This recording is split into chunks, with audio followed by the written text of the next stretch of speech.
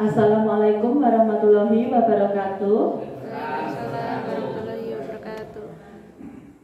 Perkenalkan saya untuk menyampaikan diseminasi tentang penerapan budaya positif.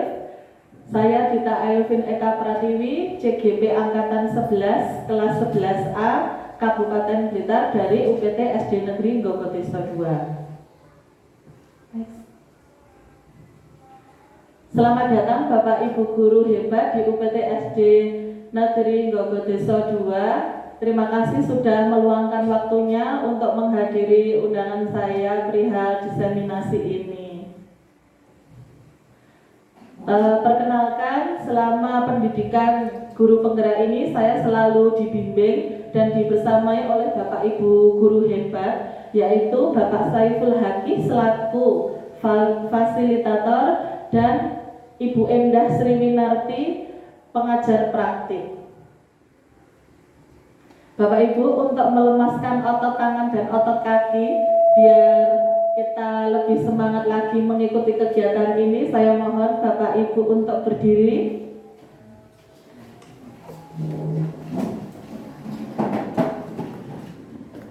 Untuk mengikuti ice breaking sebentar ya Bapak Ibu, biar fresh, mengingat ini sudah jam-jam rawan.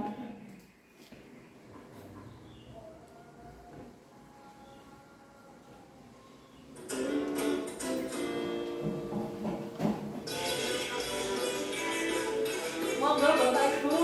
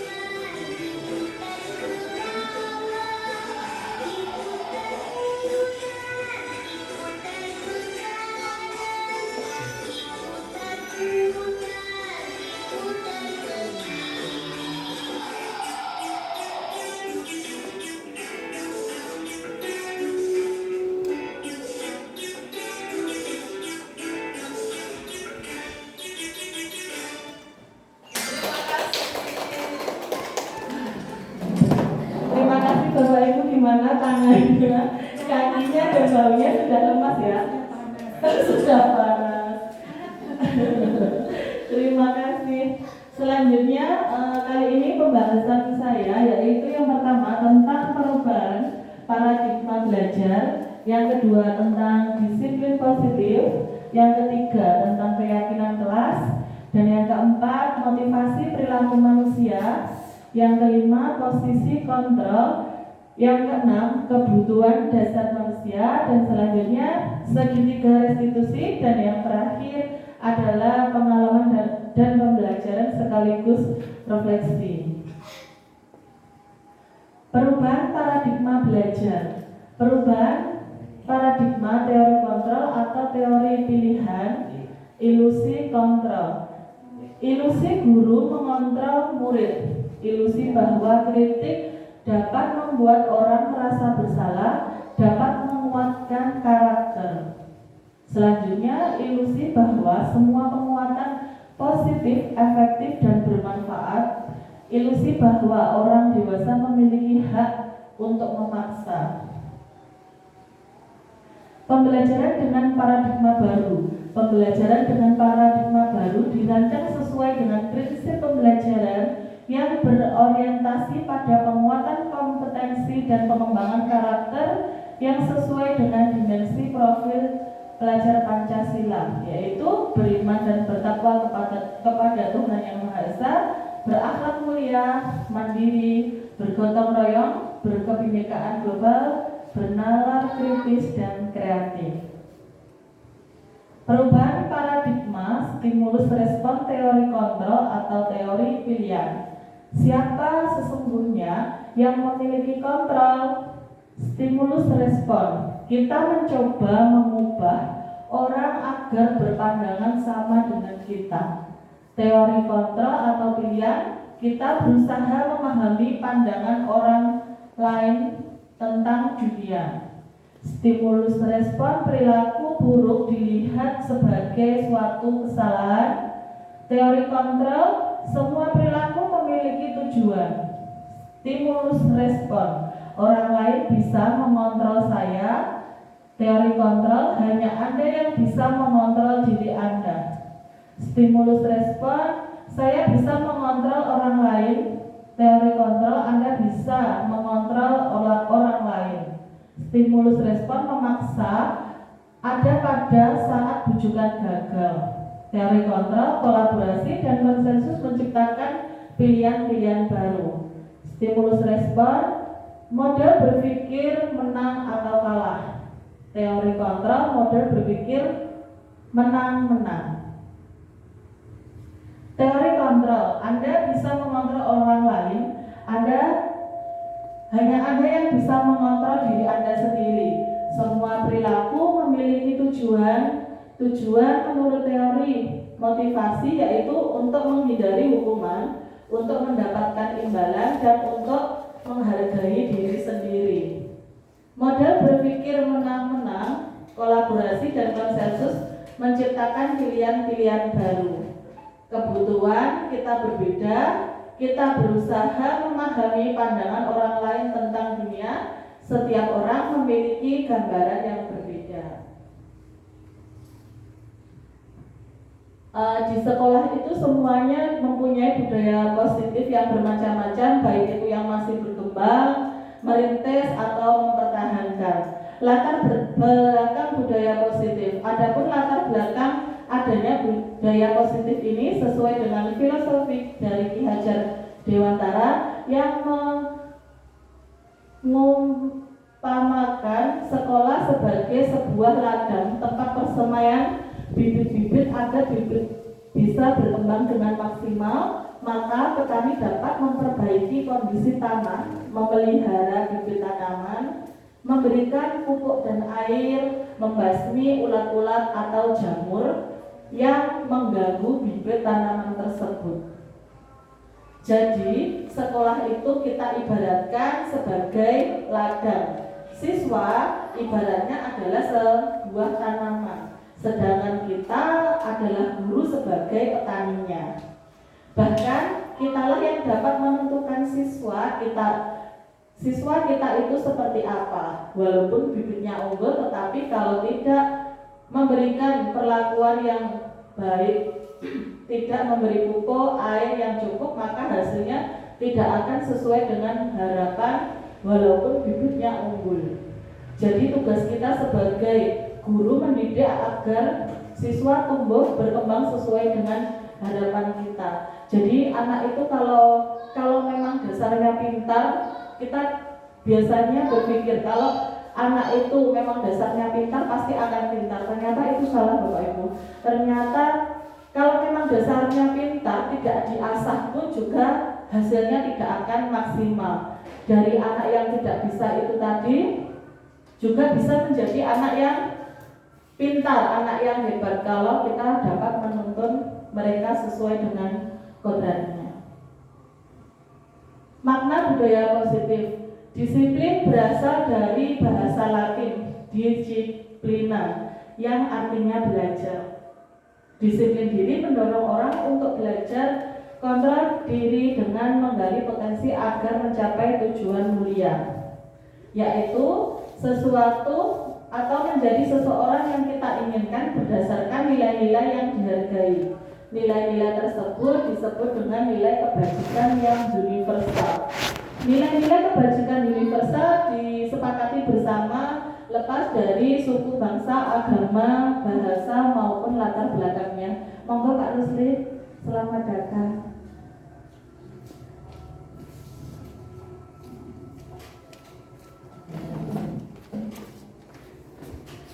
Saya lanjutkan.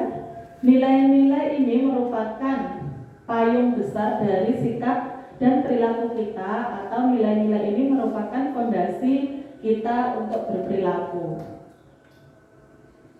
Nilai-nilai kebajikan. Nilai-nilai kebajikan adalah sifat-sifat positif manusia yang merupakan tujuan mulia yang ingin dicapai setiap individu. Nilai-nilai kebajikan tersebut bersifat universal. Setiap perilaku atau perbuatan memiliki suatu tujuan. Dr. William Glasser pada teori kontrol 1984. Dengan mengkaitkan nilai-nilai kebajikan yang diyakini seseorang, maka motivasi intrinsipnya akan terbangun sehingga dapat mencapai tujuan mulia yang diinginkan. Dian Boston 1998. Nilai-nilai kebajikan yang ingin dicapai oleh setiap anak Indonesia dikenal dengan profil pelajar Pancasila. Antara lain beriman dan bertakwa kepada Tuhan Yang Maha Esa, berakhlak mulia, berkebinekaan global, gotong royong, mandiri, kreatif, dan bernalar kritis.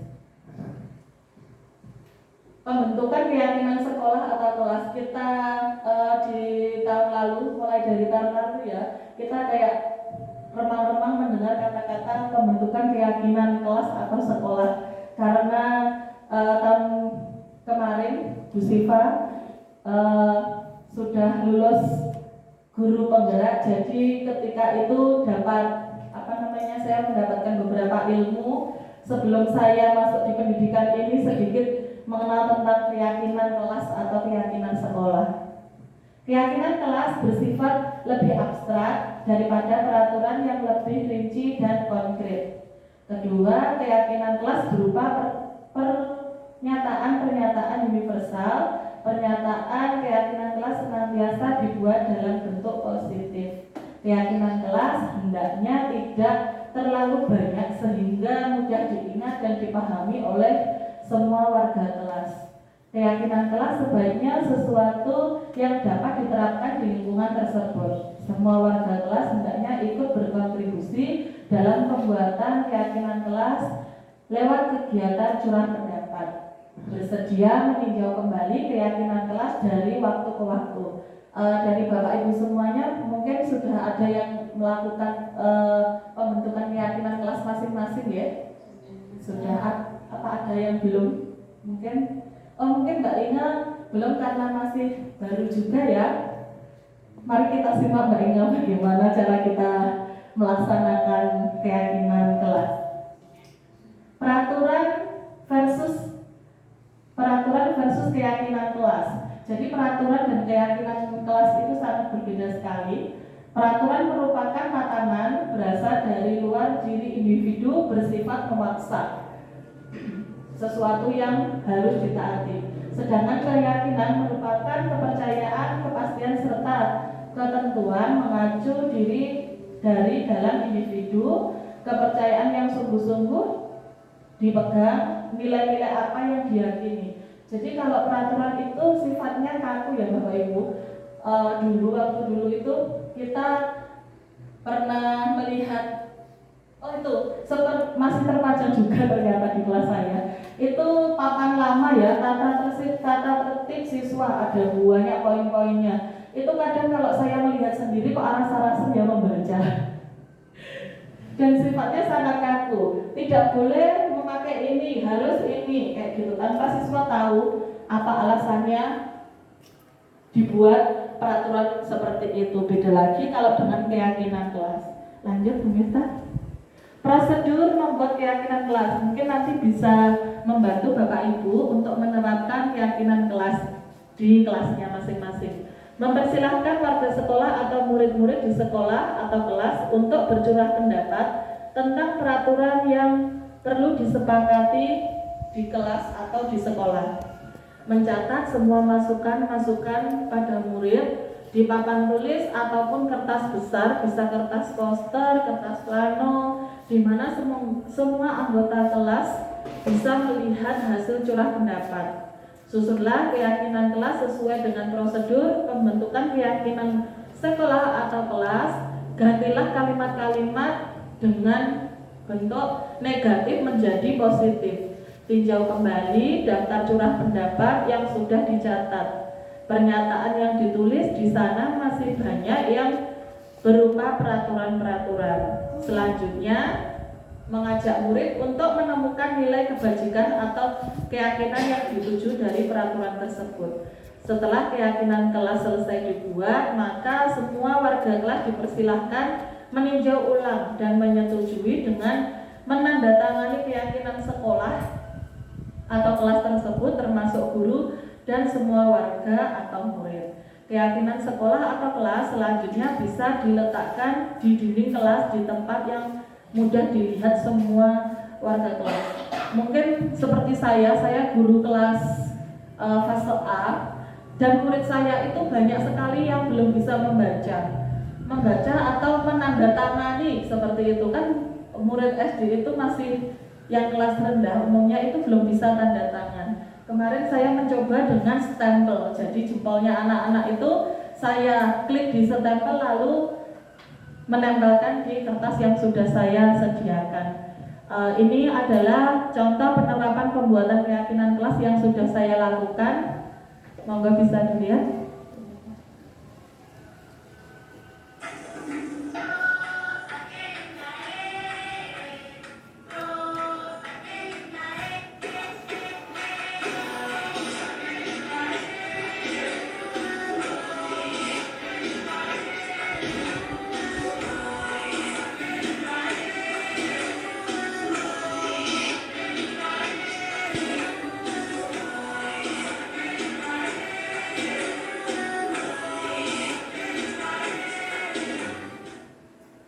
Nah, itu tadi video singkat tentang keyakinan kelas yang sudah saya buat.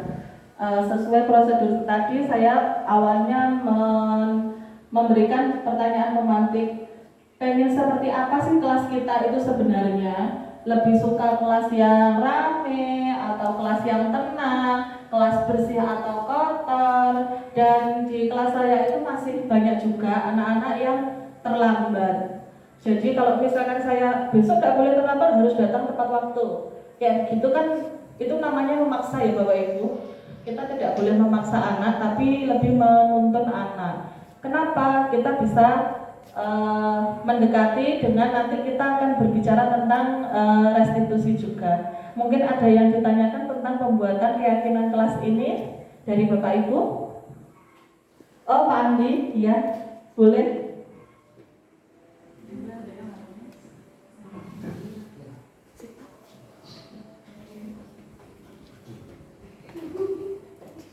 Assalamualaikum warahmatullahi wabarakatuh. Ya. Saya dari guru kelas 4. Yang mau saya tanyakan adalah keyakinan kelas dan peraturan sekolah. Di sekolah itu umumnya pasti punya peraturan nih, tata tertib. Tapi kalau keyakinan kelas kan kita buat bersama murid. Sedangkan itu untuk menyingkronkannya dengan keyakinan kelas bagaimana? Tinggal yang semuanya. Terima kasih.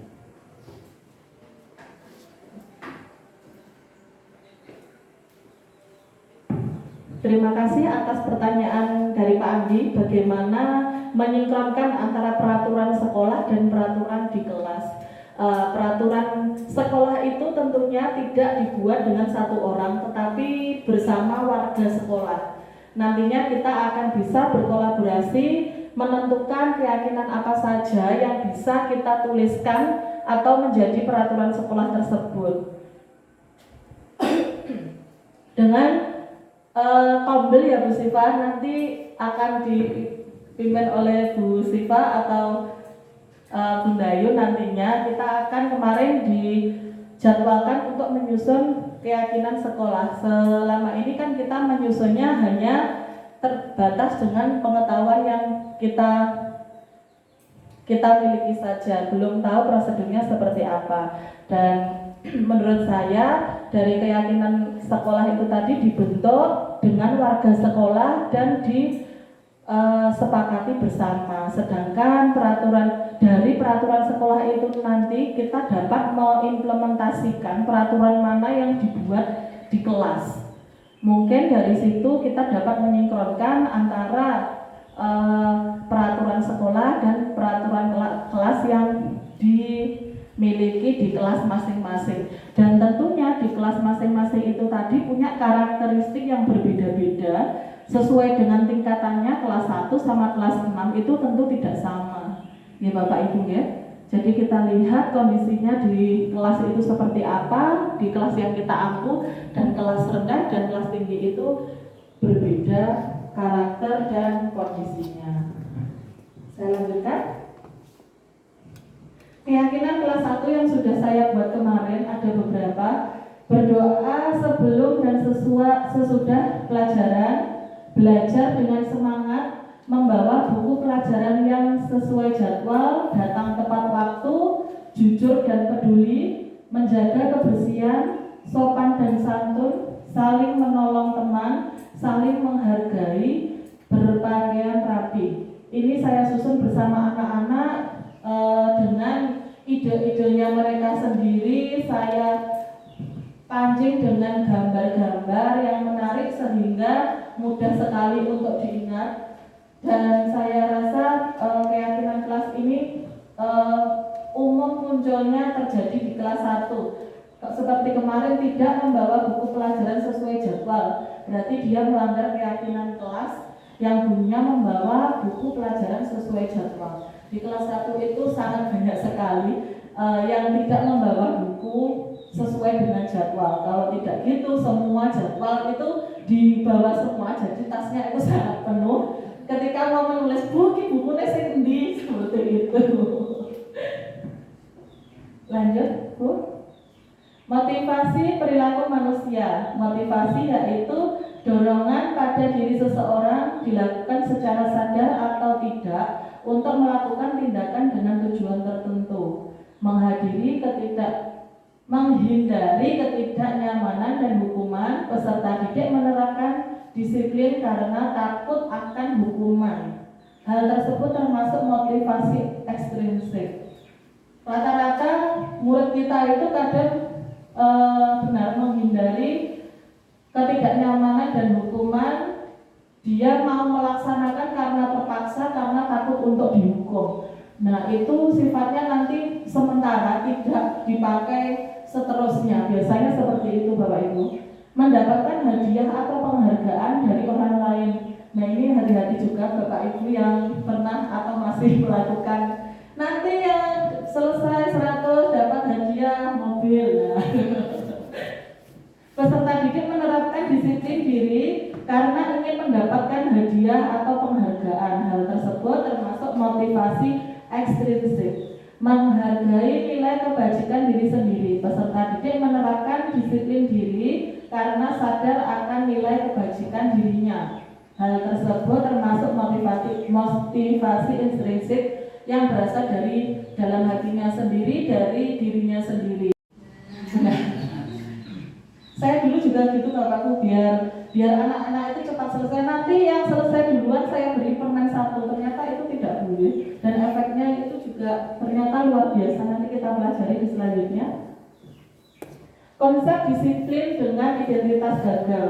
Hukuman menyakitkan, tidak nyaman, memaksa peserta didik, takut, menyembunyikan kesalahan, rendah diri.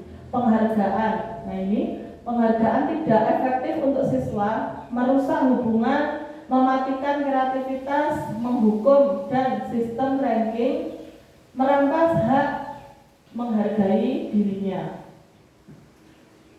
Konsep disiplin dengan identitas sukses, konsekuensi, menguatkan jangka pendek, adanya monitoring berkelanjutan peserta didik menghormati peraturan.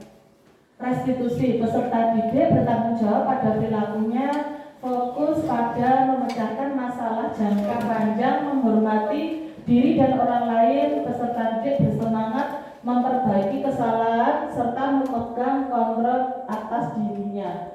Biasanya kalau saya biasanya ini sudah saya praktekkan, praktek segitiga restitusi di kelas saya dengan masalah ada satu anak yang datangnya itu selalu terlambat.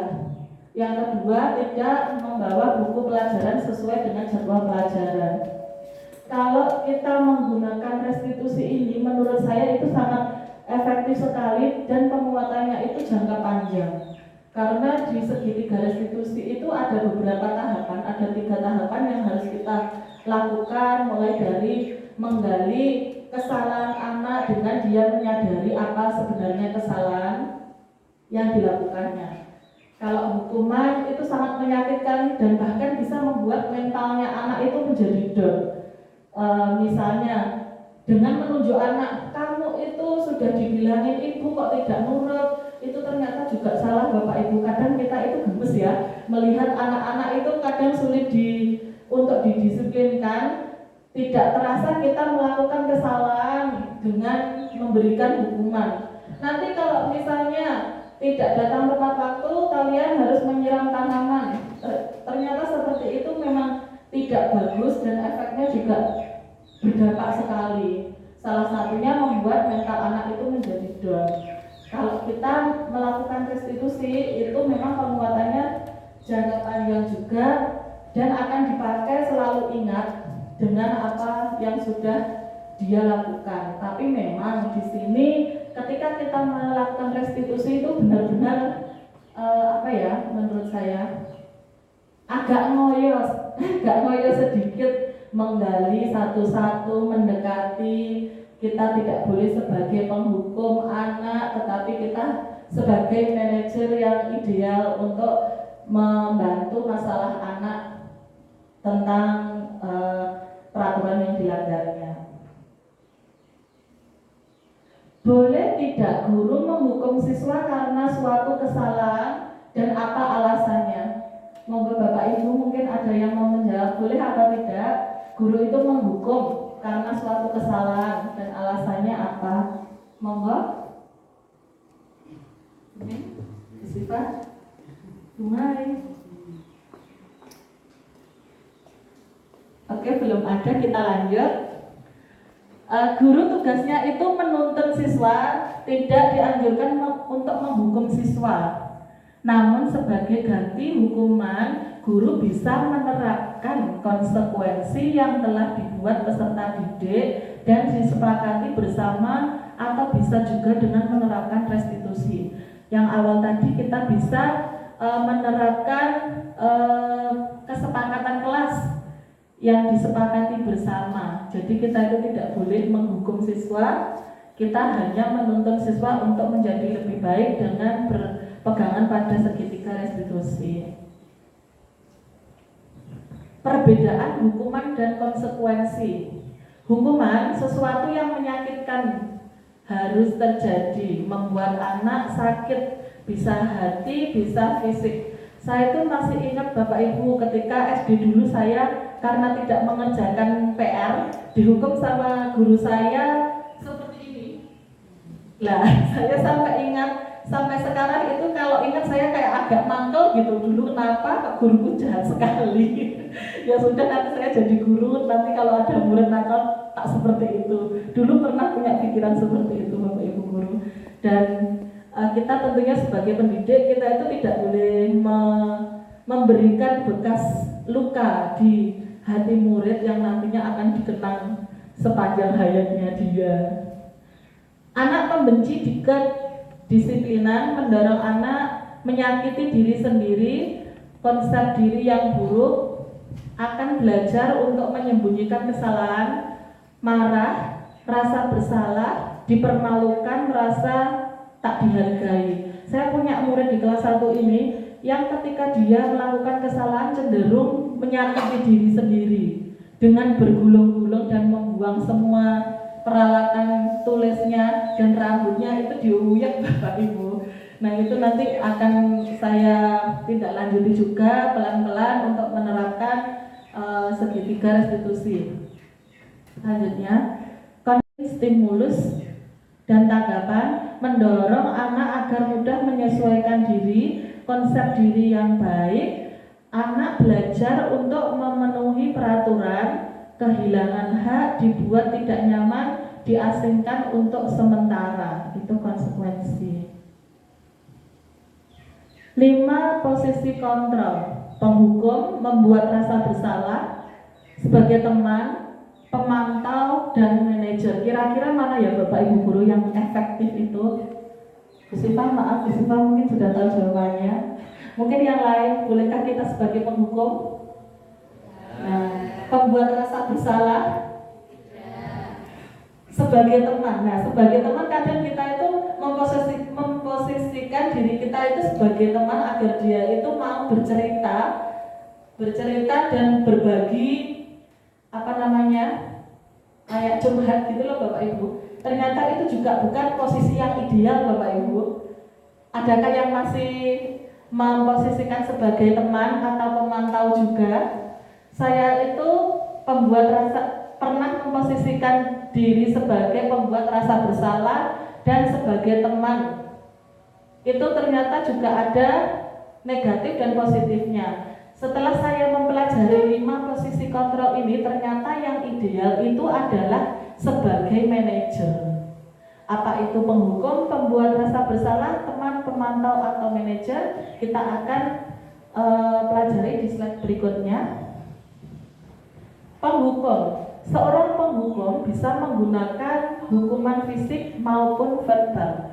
Orang-orang yang menjalankan posisi penghukum senantiasa mengatakan bahwa sekolah merupakan sistem atau alat yang dapat lebih menekan murid-murid lebih dalam lagi. Guru-guru yang menerapkan posisi penghukum akan berkata, patuhi peraturan saya atau awas. Kamu selalu saja salah. Guru itu juga tidak sempurna ya Bapak Ibu. Kadang kalau kita itu emosinya juga tidak stabil atau sudah kebingungan untuk bagaimana mengatur anak yang masih kadang contohnya misalnya Mas Baris, awas ya nanti kalau kamu bermain sendiri, awas ya nanti kalau kamu tidak hormat ketika penghormatan bendera. Ternyata itu juga salah. Tapi anak-anak itu kadang lebih diam. Kalau kita sudah awas ya kalau dia Bu langsung sikap tegas, tapi tak berselang lama nanti akan diulangi lagi. Beda lagi kalau kita menerapkan nanti sebagai posisi manajer. Pembuat rasa bersalah. Pada posisi ini biasanya guru atau orang tua akan bersuara lebih lembut. Membuat rasa bersalah akan menggunakan keheningan yang membuat orang lain merasa tidak nyaman, bersalah, atau rendah diri. Kata-kata yang keluar dengan lembut akan seperti, Bapak sangat kecewa kali ini dengan kamu. Berapa kali Bapak harus memberitahu kamu, please jangan rame, tolong lakukan ini demi ibu. Tolong kamu harus bisa, kamu harus nurut sama ibu, ini demi ibu ya. Kita kan teman. Seperti itu. Selanjutnya, pada posisi ini tidak akan menyakiti murid, namun akan tetap berupaya mengontrol persuasif, posisi teman pada guru bisa berdampak negatif atau berdampak positif. Berdampak positif di sini berupa hubungan baik yang terjalin antara guru dan murid. Guru di posisi teman menggunakan hubungan baik dan humor untuk mempengaruhi seseorang. Bu Dona mau duduk, jangan di situ. Gak apa-apa, gabung sama temannya. Saya lanjutkan. Mereka akan berkata, ayo bantulah demi bapak ya, atau bantulah demi ibu ya. Ayo ingat tidak bantuan bapak selama ini. Ya sudah, kali ini tidak apa-apa, nanti bapak bantu bereskan. Dampak negatif dari posisi kontrol teman adalah bila suatu saat guru tersebut tidak membantu, maka muridnya akan kecewa dan berkata, saya pikir bapak adalah teman saya. Murid merasa dikecewakan dan tidak mau lagi berusaha. Sebagai pemantau, memantau berarti mengawasi. Pada saat saya mengawasi, bertanggung jawab atas perilaku orang-orang yang kita awasi. Pada posisi ini kita hanya menjalankan tugas berdasarkan pada peraturan-peraturan dan konsekuensi yang dibuat atau bahkan membiarkan saja. Sebagai manajer, posisi di mana guru berbuat sesuatu bersama dengan murid, mempersilahkan murid mempertanggungjawabkan perilakunya, mendukung murid agar dapat menemukan solusi atas permasalahan sendiri. Ini menurut saya adalah posisi yang paling ideal ketika ada murid yang melanggar keyakinan kelas atau keyakinan sekolah tadi, dengan mempersilahkan murid mempertanggungjawabkan apa dari perilakunya tersebut. Misalkan dia terlambat, kita tidak boleh besok jangan terlambat lagi ya, nanti kalau terlambat tak suruh membersihkan WC misalnya, seperti itu. Ternyata tidak, Bapak Ibu, nanti kita di sini akan belajar juga ketika anak melakukan kesalahan itu, dia menemukan sendiri masalahnya dan sekaligus konsekuensi jika dia melanggar. Ya sudah, besok saya tidak melanggar lagi, saya akan bangun lebih awal, saya akan tidur juga lebih awal agar tidak terlambat pergi ke sekolah. 5. Kebutuhan dasar manusia. Kebutuhan untuk bertahan hidup merupakan kebutuhan yang bersifat fisiologis untuk bertahan hidup, misalnya kesehatan, rumah, dan makanan. Kasih sayang dan rasa diterima termasuk dalam kebutuhan psikologis. Anak memiliki kebutuhan dasar cinta, kasih sayang, dan rasa diterima dengan tinggi karena ingin disukai dan diterima oleh lingkungannya dengan baik. Kebebasan. Anak-anak dengan kebutuhan kebebasan yang tinggi menginginkan pilihan, mereka perlu banyak bergerak, menyukai hal-hal baru, dan menarik, serta suka untuk mencoba-coba. Anak merasa mampu mengekspresikan diri secara mandiri, tidak bergantung pada orang lain, tidak terpengaruh oleh orang lain. Kesenangan, kebutuhan untuk mencari kesenangan, bermain dan tertawa. Kebutuhan ini muncul sejak dini, kemudian terus berkembang hingga dewasa. Penguasaan merupakan kebutuhan pengakuan atas kemampuan yang berhubungan dengan kekuatan yang dicapai. Untuk mencapai sesuatu, menjadi kompeten, terampil, diakui atas prestasinya dan keterampilan yang dimilikinya. Kesenangan, kebutuhan untuk mencari kesenangan. Tadi sudah ya pemintanya? Ya. Lanjutkan tadi Mbak sebelumnya. 5 kebutuhan dasar manusia ini tadi juga bisa kita terapkan dalam pembelajaran yang namanya nanti kita akan belajar dengan pembelajaran berdiferensiasi. Nah, mungkin Bapak Ibu semuanya sudah melaksanakan pembelajaran berdiferensiasi juga, di mana di situ anak-anak juga memiliki kebebasan seperti ini. Kebutuhan dasar manusia yang di poin kebebasan, dia bisa bebas mengekspresikan diri, mengeksplor apa yang ada dalam dirinya, menentukan gaya belajarnya juga Bapak Ibu. Kita tidak boleh sebagai teacher center hanya menjadi satu sumber ilmu bagi anak, tapi student center. Kita juga menuntun anak sesuai dengan kodratnya, sesuai kodrat alam dan kodrat zaman. Kita kodrat alam itu bisa belajar, tidak belajar itu tidak hanya di kelas saja, tapi di outdoor, memanfaatkan contoh-contoh yang ada di lingkungan sekitar dengan satu tadi kodrat zaman. Kita memanfaatkan teknologi. Biasanya anak-anak itu juga kebanyakan lebih senang kalau menggunakan teknologi. Benar apa enggak Bapak Ibu? Misalnya saya jadi murid itu juga suka kalau guru saya belajar, wah Bapak Ibu membawa laptop, nanti aku mau diputarkan film pembelajaran, video pembelajaran, atau kemarin yang sudah dibuat Bu Siva kuisis seperti itu. Wah berarti aku sekolah boleh bawa HP, tapi tetap ada bimbingan guru dan peraturan yang dibuat bersama tadi.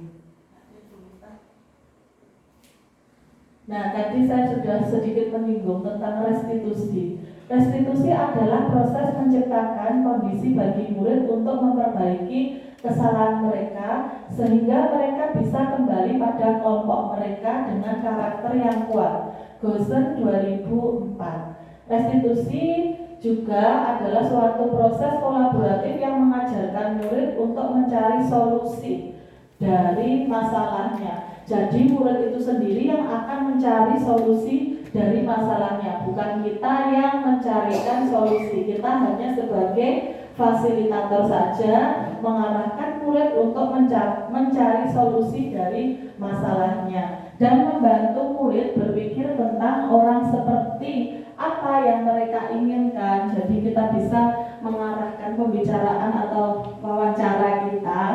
Sebenarnya kamu ingin menjadi anak seperti apa? Tentu yang keluar dari anak tadi itu selalu menjadi anak yang baik, yang disiplin, yang pintar, yang pandai, seperti itu. Nggak mungkin kalau murid tadi, aku pengen jadi penjahat, itu nggak mungkin sekali. Dan bagaimana mereka harus memperlakukan orang lain.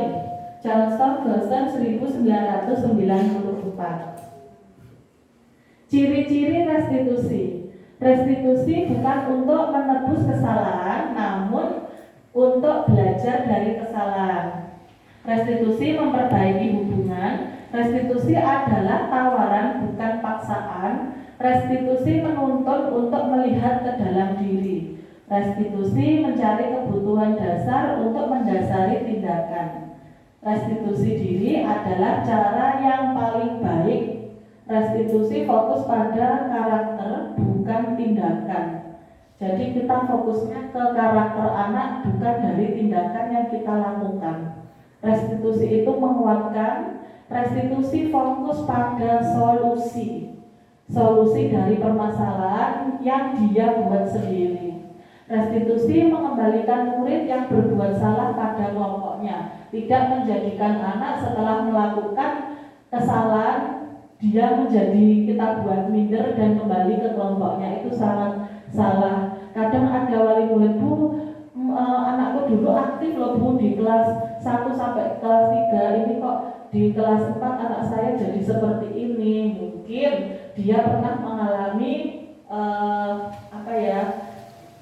pernah menjadi down karena kata-kata dari pihak luar, mungkin dari orang tua atau lingkungan, atau mungkin kecewa dengan bapak ibu gurunya ketika menyelesaikan masalah atau ketika menjadikan posisi kontrol tadi, misalnya sebagai teman, biar aku diiwangi karo Bu Miftah, saiki kok suruh membereskan sendiri, aku sudah demen sama Bu Miftah, misalnya seperti itu.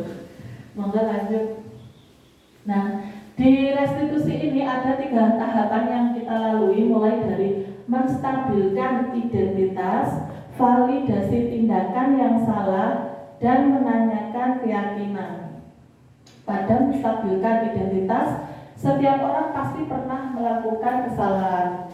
kamu bukan satu-satunya yang pernah melakukan ini. Itu kata-kata yang mungkin bisa membantu Bapak Ibu untuk menyelesaikan peraturan yang dilanggar dengan restitusi. Menanyakan yang selanjutnya, validasi tindakan yang salah. Kamu tentu punya alasan mengapa melakukan itu. Adakah cara yang lebih efektif untuk mendapatkan apa yang kamu butuhkan? Dan yang ketiga, menanyakan keyakinan. Keyakinan kelas apa yang telah disepakati? Ayo, kemarin kita sudah menyepakati peraturan yang menjadi keyakinan kelas kita. Coba diingat peraturan mana yang kamu langgar. Mungkin bisa seperti itu. Kamu ingin menjadi orang yang seperti apa? Itu bisa kita tanyakan ketika menanyakan tentang keyakinan. Menstabilkan identitas. Untuk membuat anak yang merasa gagal karena berbuat salah menjadi positif terhadap dirinya. Guru dapat berkata, berbuat salah itu hal yang manusiawi. Tidak ada manusia yang sempurna. Bapak Ibu juga pernah melakukan kesalahan. Kita pasti bisa menyelesaikan permasalahan ini. Ibu tidak tertarik untuk mencari tahu siapa yang benar dan siapa yang salah. Ibu lebih tertarik untuk menyelesaikan masalah. Kalau kamu menyalahkan dirimu seperti dirimu sendiri terus-menerus, apakah kamu bersikap baik pada dirimu sendiri? Mencoba menguatkan dengan kata-kata seperti itu. Selanjutnya, validasi tindakan yang salah. Perbuatan yang salah pada murid seringkali dilakukan untuk memenuhi beberapa kebutuhan pada manusia. Disinilah guru mampu memahami maksud perbuatan murid tersebut dan membantu murid mengenai kebutuhan dasar yang ingin dipenuhinya ketika melakukan kesalahan.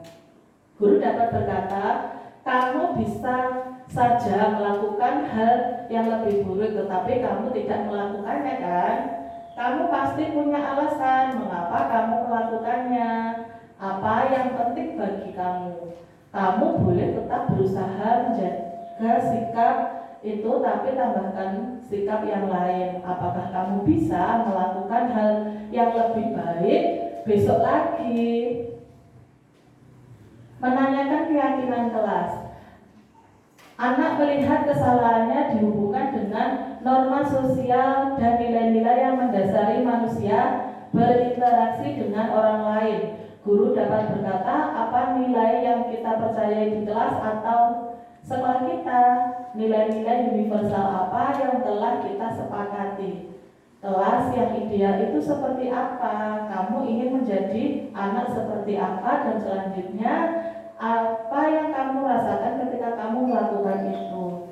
Saya juga sudah melakukan segitiga restitusi untuk pelanggaran terlambat ke sekolah dan tidak membawa buku pelajaran.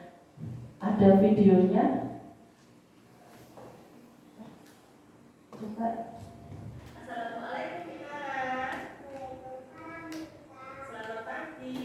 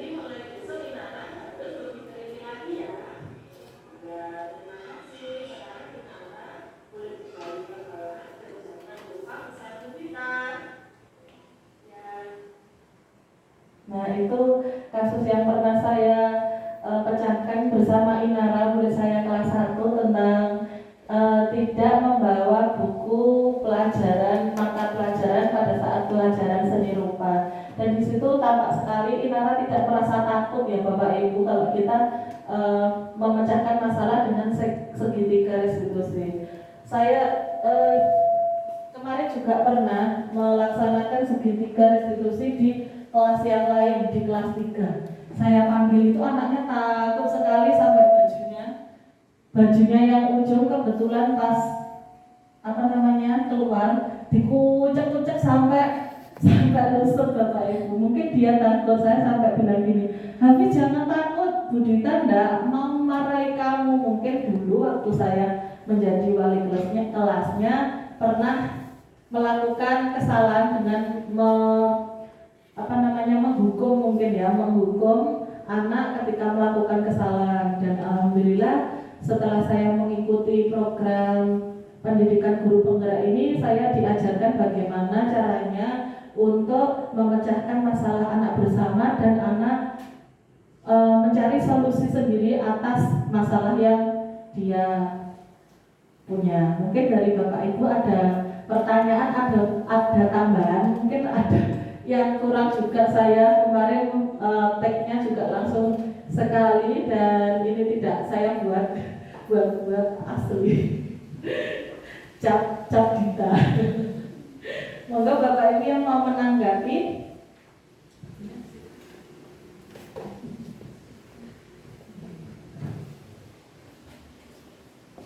Baik, terima kasih. Bu Dita sudah menyampaikan ini redaksi ya, Bu Dita? Tentang ini? Oke. Tentang ini, segitiga restitusi untuk kelas 1. Menurut saya sudah dilakukan cukup bagus ya Bu Dita, menstabilkan identitas, bahwa kesalahan itu pernah dilakukan, dan kemudian menanyakan mengapa kesalahan itu terjadi dan selanjutnya bagaimana agar kesalahan itu tidak terulang lagi. Segitiga restitusi ini sangat membantu Bu Dita, termasuk juga agar anak tidak merasa takut itu tadi ya, ketika dipanggil guru, ketika merasa bersalah, itu menjadi sama-sama menemukan solusi bagaimana agar masalah itu tidak terjadi lagi. Sudah bagus Bu Dita. Mungkin ada pertanyaan dari Bapak Ibu guru lainnya yang belum pernah melaksanakan restitusi ini. Bisa Pak Razik mau bertanya?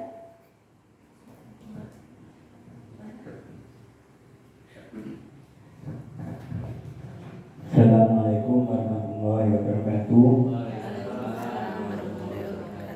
Tentang anak yang melaksanakan pelanggaran itu tadi kan tidak boleh dipaksa, harus sesuai dengan ketentuan.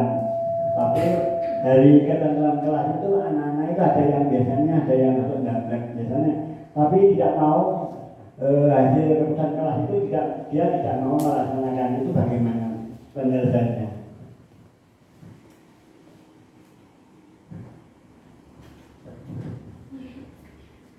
Terima kasih atas pertanyaannya. Bagaimana menyelesaikan masalah kepada anak yang tidak mau melaksanakan keyakinan kelas. Nah, di sini tadi kita juga bisa ada 5 posisi kontrol yang bisa kita lakukan. Yang pertama, kita bisa melakukan pendekatan, mengidentifikasi sebenarnya ada apa di dalam diri anak itu sehingga dia tidak mematuhi kesepakatan yang dibuat bersama. Yang kedua, mungkin dengan kita sharing pendapat atau ngobrol ringan ya Pak Rosi ya. Dengan cara itu mungkin anak itu tadi bisa terbuka. Aku loh Pak sebenarnya itu pengennya seperti ini. Jadi kita nanti bisa menguatkan lagi tentang keyakinan kelas tentang tujuannya apa, manfaatnya apa. Kadang anak itu melakukan kesalahan karena dia tidak mau melaksanakan keyakinan kelas karena dia tidak tahu manfaat dan tujuannya. Mungkin seperti itu. Jadi dia cenderung seenaknya sendiri dalam berperilaku. Mungkin itu Pak Rozik jawaban dari saya. Kita lanjutkan nih Bapak Ibu. Selanjutnya, refleksi. Budaya positif merupakan perwujudan diri nilai-nilai atau keyakinan universal yang diterapkan di sekolah. Budaya positif di sekolah tidak dapat diciptakan secara instan. Dalam penerapan budaya positif di sekolah diperlukan tuntunan dan tauladan dari seorang guru. Guru harus menjadi contoh yang baik sehingga murid dengan kesadaran sendiri akan mengikuti apa yang dilakukan guru. Dalam penanganan masalah yang dilakukan guru dengan menggunakan segitiga restitusi, diharapkan guru dapat memposisikan dirinya sebagai manajer. Dengan mengajukan pertanyaan-pertanyaan yang bermakna, diharapkan murid dapat membuka diri dengan menyelesaikan masalahnya sendiri sehingga dapat membuat murid menjadi lebih kuat, percaya diri, mandiri, dan bertanggung jawab. Nah, ini sebelum saya akhiri, saya ingin sharing pengalaman ya Bapak Ibu. Kemarin itu waktu saya rubau tentang disiplin positif, itu ada teman saya yang bilang anak itu meniru dari gurunya. Kalau gurunya seperti itu, maka muridnya juga akan seperti itu. Kalau makdek langsung Bapak Ibu. Teringat kalau saya itu datangnya selalu mepet. Ketika saya berusaha untuk memperbaiki itu, anak-anak ada salah satu anak yang menegur saya seperti ini. Bu dengar ini Bunda Lisu. Gitu hati saya itu rasanya kayak merasa bersalah gitu loh. Berarti benar ya kalau kita itu sebagai guru memang harus menjadi tauladan dulu sebelum untuk mengajarkan di anak didik kita agar lebih disiplin lagi. Saya juga kelabaan menjawab, dengar ibu Bunda Lisu. Bayangkan Bapak Ibu itu anak kelas 1 loh. Berkata seperti itu berarti dia itu diam-diam juga mengamati gurunya. Ya terlepas lagi kita itu juga punya tanggungan di rumah sendiri-sendiri, tapi luar biasa bagi saya tantangan itu. Dan saya alhamdulillah, maaf Bunda saya tidak ngeluh diri saya sendiri. Saya sekarang sudah berangkat lebih awal karena bukan takut tapi mengantisipasi jika anak didik saya bilang dengarin ibu seperti itu. Itu saya jujur malu sekali dengan diri saya. Lanjut Bu Mirta. Timingnya Bu Mirta. Timing. Udah berapa menit? Ya. Saya ada sedikit pantun. Sebelum saya menutup ini, mungkin dari Bapak Ibu ada yang menambahkan atau menanggapi atau mungkin menyemangati saya, karena kadang saya juga mulai horor sendiri dengan pendidikan yang saya lakukan di CGP ini. Alhamdulillah itu suatu pelajaran yang menantang, membutuhkan niat, pikiran, waktu yang dikorbankan juga. Tapi alhamdulillah dari situ saya mendapat ilmu yang banyak sekali, termasuk menyadarkan saya bahwa seorang guru itu harus bagaimana, dan mengingat background saya itu mulai mengajar dapat kelas itu masih 2,5 tahun Bapak Ibu. Sebelumnya saya hanya operator dan mengajar bahasa Inggris. Saya rasa itu sangat kurang untuk ilmu saya dalam membimbing anak, menuntun anak, apalagi kita itu sekarang diharuskan, dikejar-kejarkan untuk penanaman karakter. Kalau kita mengajarkan pelajaran, kita mungkin sudah anakku dapat 100 berarti itu kita sudah selesai, sudah gugur kewajiban mungkin ya Bapak Ibu. Tapi kalau tentang karakter itu nantinya akan membentuk anak menjadi generasi penerus setelah kita harusnya lebih baik dari kita. Dengan penanaman karakter yang positif akan memberikan dampak positif juga untuk anak.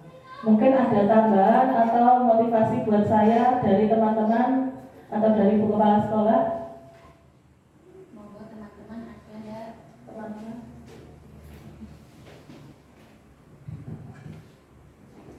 Terima kasih. Sebetulnya berita tadi sudah bagus sekali, cuma ada satu dengan kesepakatan atau keyakinan kelas yang sudah kita buat bersama. Ada baiknya kalau setiap pagi kita mengingatkan anak-anak itu untuk selalu mengingat tentang keyakinan kelas yang sudah kita buat. Bisa dengan cara memanggil anak untuk membacakan, kemudian atau kita membaca dan kita mengulang-ulang setiap hari, sehingga lama-lama anak akan mengingat, oh ini yang harus saya lakukan setiap hari, ini harus saya lakukan, sehingga mungkin hal ini bisa membantu anak menjadi anak patuh dan anak baik. Demikian mungkin kita yang bisa sampaikan. Terima kasih.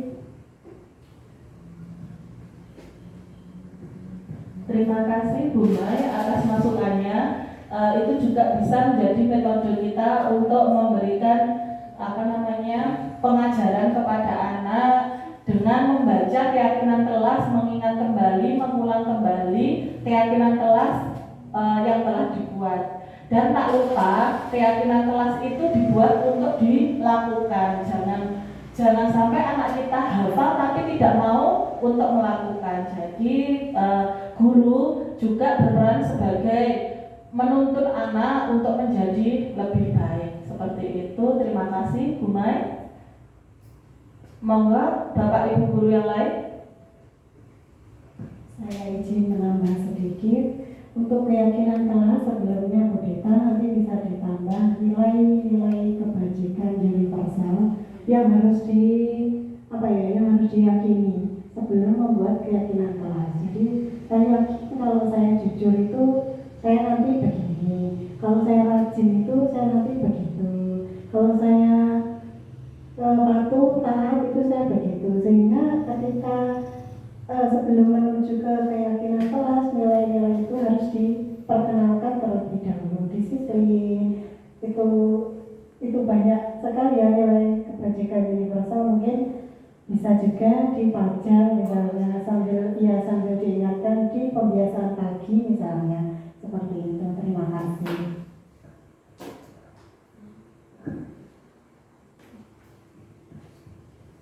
Terima kasih Bu Siva. Kemarin saya melakukan praktek membuat keyakinan kelas, itu sebenarnya juga sudah memberikan nilai-nilai kebajikan Bu Siva, cuma tidak tertulis. Itu sangat bagus sekali untuk jadi anak-anak tahu, oh kalau aku berdoa sebelum dan sesudah pelajaran itu manfaatnya apa, tujuannya apa. Kemarin saya melakukannya itu dengan lisan. Mungkin bisa ditambahkan untuk nanti dicetak ya Bu Siva. Jadi nilai-nilai kebajikan, sebelahnya keyakinan kelas. Terima kasih Bu Siva atas masukannya. Mungkin ada tanggapan lain dari Bapak Ibu atau langsung dari Bu Dayu?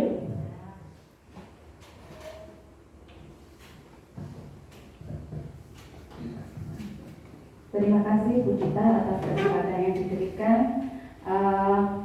Berikutnya saya juga berterima kasih ke Bu Dita sudah melaksanakan kegiatan ini, berbagi kepada teman-teman semua tentang budaya positif ini. Hal ini menguatkan teman-teman di sekolah kita untuk melaksanakan budaya positif yang dulu juga sudah pernah disampaikan oleh Bu Siva sebelumnya. Ya.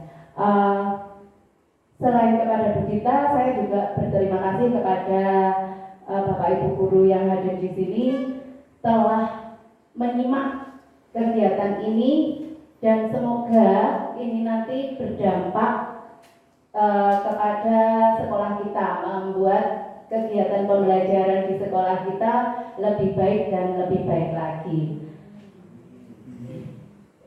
Kemudian saya juga berterima kasih lagi kepada Bu Dita yang telah menjadi motivator tadi untuk teman-teman untuk berangkat lebih pagi, juga kepada saya itu. Jadi memang anak menjadi pengamat yang baik. Jadi tentunya mereka juga mengamati kita semua, dan kita memang harus menjadi guru yang bisa diteladani oleh siswa. Terima kasih Bu Dita atas motivasinya untuk sekolah kita. Kemudian untuk penilaian diri sendiri tadi itu termasuk refleksi Bu Dita. Jadi juga baik, tidak apa-apa.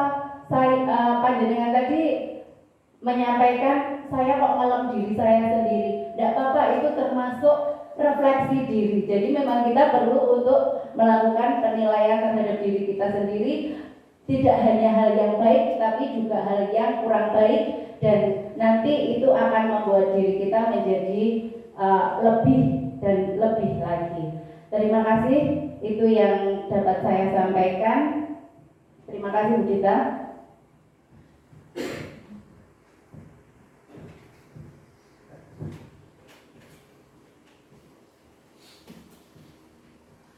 Terima kasih kepada teman-teman semuanya dan Bunda Yu selaku Kepala Sekolah telah memberi motivasi saya, masukan, kritik dan saran tentang diseminasi yang saya lakukan.